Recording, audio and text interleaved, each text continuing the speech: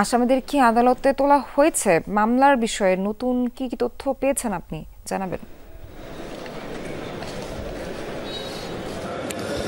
সোহার, মামলার বিষয়ে যদি আসলে বলতে চাই, যে বিশেষ করে যে 4 জনকে ভিডিও ছড়িয়ে দেওয়ার অভিযোগে যাদেরকে গ্রেপ্তার করা হয়েছে তাদেরকে কিন্তু পর্নোগ্রাফি আইনে তাদের বিরুদ্ধে মামলা হতে যাচ্ছে।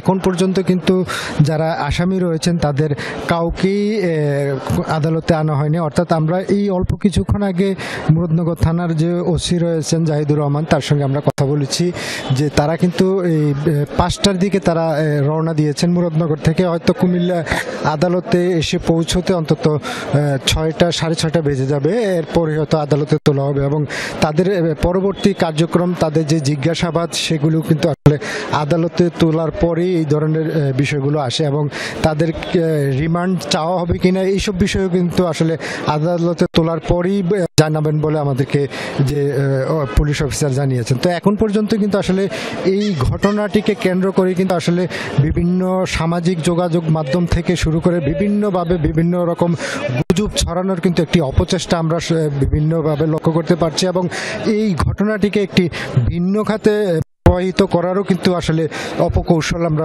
লক্ষ্য করতে পেরেছি। ফলে আসলে এই ঘটনাটি নিয়ে যারা সাধারণ মানুষ রয়েছেন তারা কিন্তু বলছেন যে এই ঘটনা যারাই ঘটিয়েছে কিংবা যারা এই ভিডিওটি ধারণ করে সামাজিক যোগাযোগ মাধ্যমে ছড়িয়েছে তাদের যাতে একটি দৃষ্টান্তমূলক শাস্তি হয়, পরবর্তীতে যাতে এই ধরনের কর্মকাণ্ড করার সাহস আর কেউ না পায়, এমন যেন একটি দৃষ্টান্ত স্থাপন হয়। খোকন, ধন্যবাদ আপনাকে।